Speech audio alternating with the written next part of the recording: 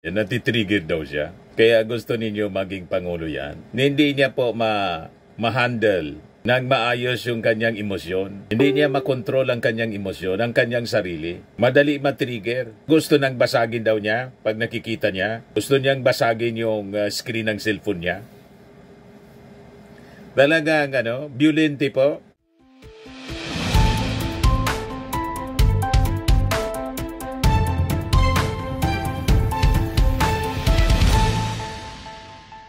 Hello po mga kababayan, si Dante Maravillas, Bicolano vlogger, broadcast journalist from Albay. Matindi itong sinabi na naman ni Sara Duterte doon mga kababayan sa South Korea. Kasi from The Hague, tulad ng sinabi niya, magko-connecting flight siya to South Korea para sa Bring Him Home rally na inorganize ng kanyang mga supporters. At sabi pa nga, may ino-organize din sa Kuwait.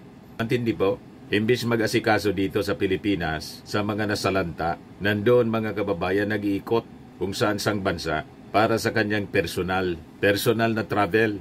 Pagkatapos, ang sabi ni Sara doon sa meeting, sa totoo lang daw, pag nakikita niya yung ating Pangulong Bongbong Marcos, natitrigger daw siya. Gusto na niyang basagin yung cellphone. Talagang may diferensya po. Naging topic niya kasi doon, mga kababayan, sa kanyang speech. Sa kanyang speech yung show na bukas, ang ating Pangulong Bongbong Marcos. Ayaw daw niyang manood kasi sayang ng data.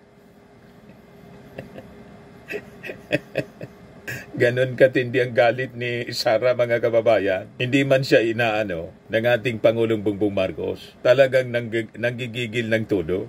Gustong manakit. Natitrigger daw siya. Yeah.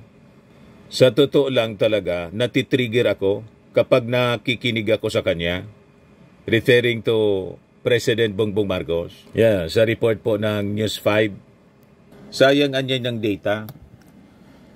Sabi diyan, hindi na raw manonood at babasahin na lang daw niya ni Vice President Sara Duterte ang State of the Nation Address ni President Bongbong Marcos sa Lunes, bukas po, July 28. Minsan lampas, irita na siya. Minsan galit na siya. Gusto mo nang basagin yung screen ng cellphone mo, dagdag pa niya. Anya, kailangan umanong magbasa para malaman ang bagong pambubula o pambubudol ng Pangulo sa mga Filipino. Ito yung naging portion ng kanyang speech, mga kababayan. Ayaw ko na rin manood kasi alam nyo, sa totoo lang sa totoo lang talaga, natitrigger ako sa pag nakikinig ako sa kanya. Yung, naiirita ka ba? Minsan lampas irita na siya, minsan galit na siya. Kung gusto mo na basagin yung screen ng cellphone mo, kaya pareho tayo, mami. Hindi na ako manonood, babasahin ko na lang. Huwag na rin magbasa. Kailangan natin magbasa. Kasi kailangan natin malaman kung ano na namang pambobola ang sinasabi sa taong bayan. Ano na namang pambubudol. Matindi mga kababayan, natitrigger daw siya. Kaya gusto ninyo maging Pangulo yan. Hindi niya po ma-handle nang maayos yung kanyang emosyon. Hindi niya makontrol ang kanyang emosyon, ang kanyang sarili. Madali matrigger. Gusto nang basagin daw niya pag nakikita niya. Gusto niyang basagin yung screen ng cellphone niya. Talagang violente po. Kaya sabi ng mga nag-react, Inday, magtrabaho ka, hindi puro daldal. Hindi puro daldal dyan. Daming binaha sa Pinas, panay kalakwat siya. Sabi ni Reyna de Jesus Solano, ikaw ang budol. Sabi ni Mandy Crisostomo, binabayaran natin sweldo niyan para lang mamuna, iwan ko kung anong mamuna, at hindi magtrabaho ng ayos. Sabi ni Alan Cueto Dizon, parang hindi BP, hindi ganyan si BP Lenny magsalita o pumuna noong tatay niya pa ang presidente. Mamuna pala yung nauna nating binasa, mamuna. Sabi ni Cherry Laguisma, ito yung nakakaya ang gawain. Worldwide ang paninira. Respetuhin mo sarili mo, Madam BP. Hindi ang presidente. Ang pinagtatawanan sa pinagagawa mo sa totoo lang, ikaw ang katawa-tawa. Pinapababa mong masyado ang pagkatao mo para sa hangad mong palitan si PBBM. Hindi mo maabot ang Pangulo sa ganyang inaasta mo. Wait mo na lang ang 2028 at dumakbo ka kang presidente. Kung manalo ka, edi okay.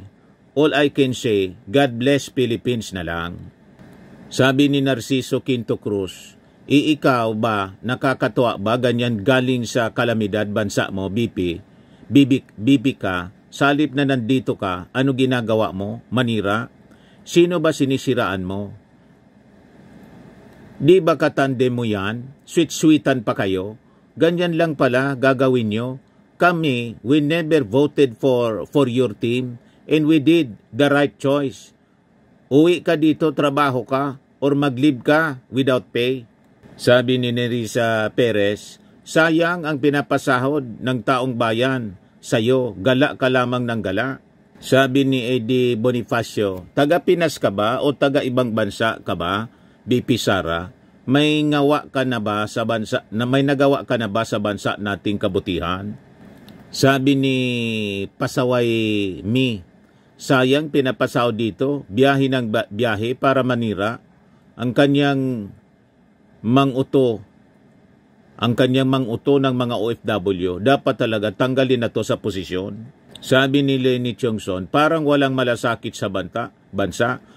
Akala mo hindi ka Vice President, sayang. Sabi ni Marimar, parang di BP ang asal. Sabi ni Dondon, last time sa Japan, ngayon naman sa South Korea na naman tayo, pinapahiya ng mga tabugo. Sabi ni Rolando Claro, bobo lang ang boboto nito pagka-presidente. Sabi ni Gian Clarice, dati I believe you, but it seems hatred swallowed you. Our country needed you to be more reasonable rather than being rational. Indeed, Tatay needs you, but then you also seem to forget the citizens of the Philippines who needs you too. Sabi ni Marivic Gahito, yang mukha mo din, kakairita. Sabi ni Malu Advincula, ayaw mo pala si PBBM, edi bumitiw ka na lang and wait for 2028. Sabi ni Albert Angelo Garin Season, walang ginagawa tapos magmamando. Yan ang problema po. Sabi ni Lynn Sigara, ako rin na-trigger ako pag nakikita kita sa Ratanas, Lustay, Sayad, sa Sukmed. Kung magsalita, papunta lang sa loob-looban ng maitimong pag-ugali, burak, kanal, kakadiri, kakasuka ka. Sabi ni Christy, kami din sa'yo. Sabi ni Triblig Blastiki at Tinara, may sayad ba, Vice President? Sabi ni Kirijen, mutual feelings, Madam. Sabi ni Anthony Bolima, trigger, signs of mental problem yan. Sabi ni Eva, umpok, pagamot ka muna, Madam. Sabi ni Rico de los Reyes, atat ka. Sabi ni Lisa Gangat, basta alam ko, maganda ginagawa ni BBM. Yun lang, tingnan mo ang relief goods ngayon, nakakarating sa lahat ng tao na nasalanta ng bagyo. Sabi ni Myla Torres, obsessed na yata siya kay BBM. Ang pinakang tama sa mga nag-comment doon, mga kababayan, ay yung pagpa-check up. Kailangan talaga magpa-check up po. Delikado na. Consistent po yung mga pinapakitang sinyalis po.